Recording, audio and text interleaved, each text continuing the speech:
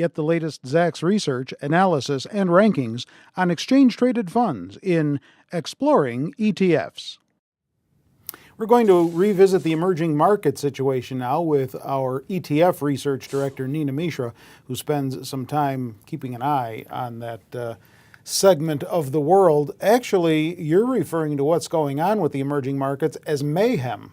Yeah, yeah, it was pretty ugly for the emerging markets investments in the past few months. And in fact, earlier this year too, their performance was kind of mixed. But when the taper talk started, the investor sentiment towards these investments deteriorated rapidly. And the countries which are dependent on external capital, on foreign capital, to fund their current account deficits, like India, Indonesia, Turkey, South Africa, they were the worst sufferers. And in addition to the end of era of cheap money, some macroeconomic fundamentals also came into focus. Now they have stabilized in the past few weeks after the no taper announcement. Yeah. But I think that relief is going to be rather temporary because the problem remains unresolved. So whenever the taper talk returns or whenever the QE ends, then there may be another round of panic for these markets. At the same time, some of these countries look attractive in terms of valuation, and some investment may be attractive from longer-term perspective in these markets. Yeah, there's actually a couple of countries that you think are going to outperform here going forward. Yes, I'm looking at South Korea and Taiwan, and I have a table here on this slide. These countries have solid macroeconomic fundamentals. GDP growth is picking up.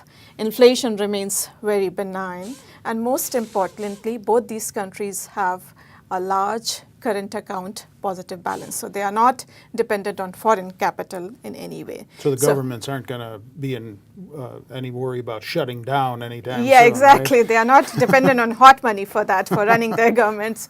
And they have ample foreign exchange reserves, like more than 330 for South Korea and more than 400 for Taiwan. And because of this, their currencies have done very well. I mean, they have stood up against the US dollar. US dollar, in fact, has been very strong this year. Some of the emerging markets currencies have suffered double-digit declines against the US dollars, but these have stood up against the US dollar, mainly because of these ample foreign exchange reserves and positive current account balance. Another reason why I like these two countries as of now is the export orientation of these economies.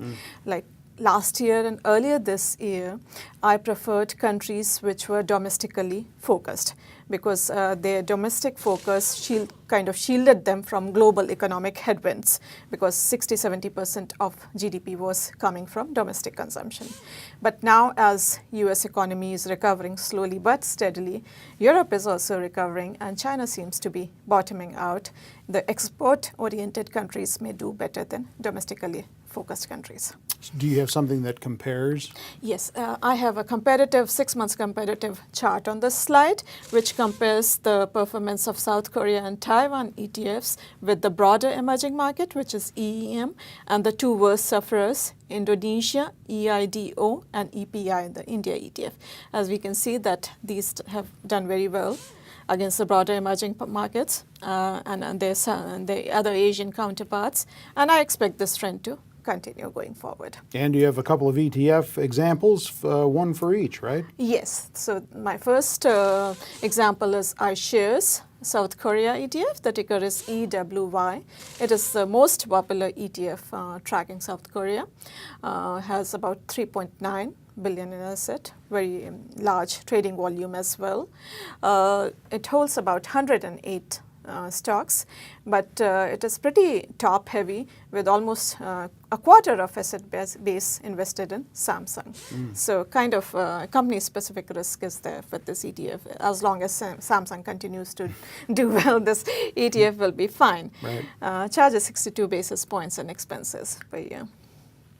And then there's the Taiwan index fund, right? Yes, this is the most popular one tracking Taiwan, has 2 billion in assets, 110 stocks. This also is a bit top heavy. About 1/5 of asset base is invested in Taiwan Semiconductor, charges 61 basis points, and almost 50% of assets are invested in technology companies, not surprising considering it as Taiwan. So there is some risk with each of these. Yeah, emerging markets Some risk. are in general a bit risky, but I would like to just add that these two countries, although they are classified as emerging markets by MSCI and they are included in MSCI emerging market indexes, but actually they are more like developed countries, high-income countries. In fact, the IMF classifies them as advanced economies. So they are relatively safer than other emerging economies in terms of investments too. Do you own either of these? No, I don't. All right, check out other interesting ETF information in the ETF section of Zacks.com. If you're not there already, get on over. You can link to it right off the homepage at Zacks.com. With Nina, I'm Terry Ruffalo.